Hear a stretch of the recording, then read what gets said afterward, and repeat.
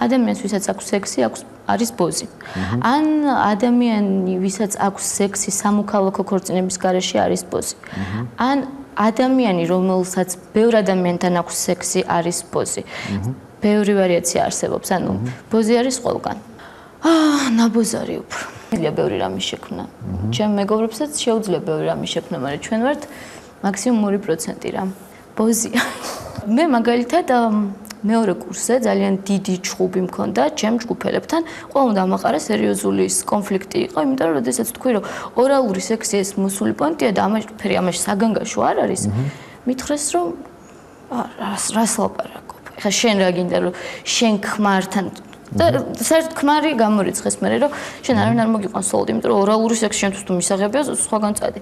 ხო და აი ხო ხდები, როდესაც მსახიობი ამას ეძახის თეატრალურში მეორე კურსის სტუდენტი რომ ვითამაშებ. ხო, იცი რა არის ორალური მეცო მე შულებს რა პირით ვაკოცო თუ რაღაც ეგეთი. მაისური მაქვს გაკეთებული, რომელსაც დაწერია არ იღორო და ღორობა არის ეს ყველაფერი. ისევ და ისევ არასრულფასოვნების კომპლექსი, ეს ყველაფერი ძალიან ღრმა საწყისები და დაკიდების აფიშირება ხდება. ხო, იცი რა, მე ისეთი კარგი ტიპი ვარ და ეს ქალაქი ჩემი, საერთოდ ჩვენ ხო გვაქვს ესეთი კუთვნილებითი ფორმები რა.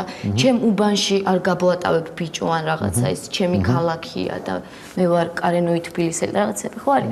ხო და ჩემი ქალაქია და მინდა დავყრი, მინდა არ დავყრი და ვერ ხვდებიან რომ ჩემი ქალაქი, ჩემი სივრცეც, ჩემ ოთახში რომ კარს ვაღებ და ზღურბს ვაბიჯებ, იქ უკვე მთავრდება და არის საერთო ჩვენი ყველას, თუმცა ეგეთი ისიც ხო არის რა, რომ თუ ადამიანი ბოზია ქალაქი იმისი არ არის. იმიტომ რომ ქართულ ქალებს ხო ცხოვრებაში პერსპექტივაში ერთადერთი ბედნიერება რაც წარმოუდგენიათ რომ ქონდეთ ეს არის რომ შვილი მეყოლება და ავშენდები.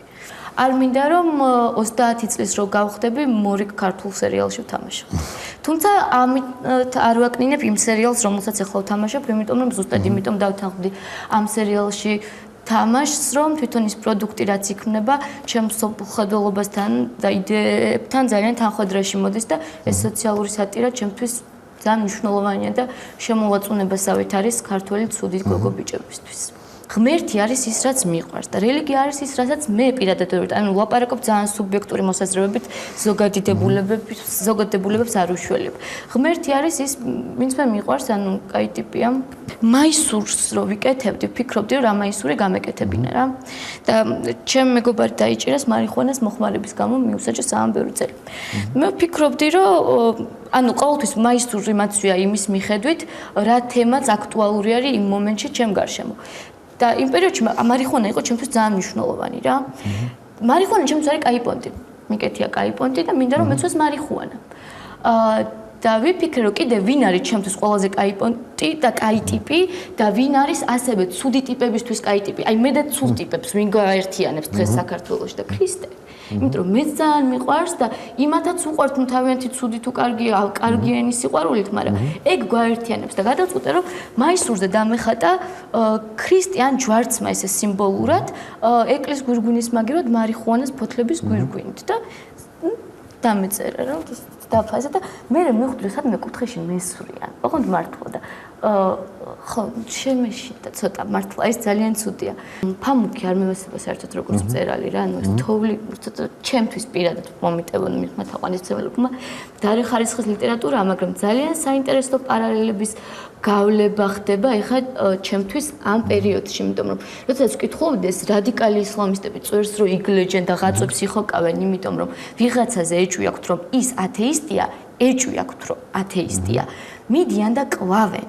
ალბათ არა, იმიტომ რომ მე პირიქით კარგ რამეს ვამბობ, რომ ქრისტე კაი ტიპია და მიყვარს და მინდა რომ თან ვატარო, ეს არ არის მკრეხელობა, ამას ცოტა მე მგონია ეს ის კი არ არის, რომ აუ მე რა მაგარი ტიპი ვარ და როგორ სწორად ვაზროვნებ და განვითარდი და კომენტარებში დაიწერა წავიდა პარიზშიო და პრადვინდი დაბრუნდა.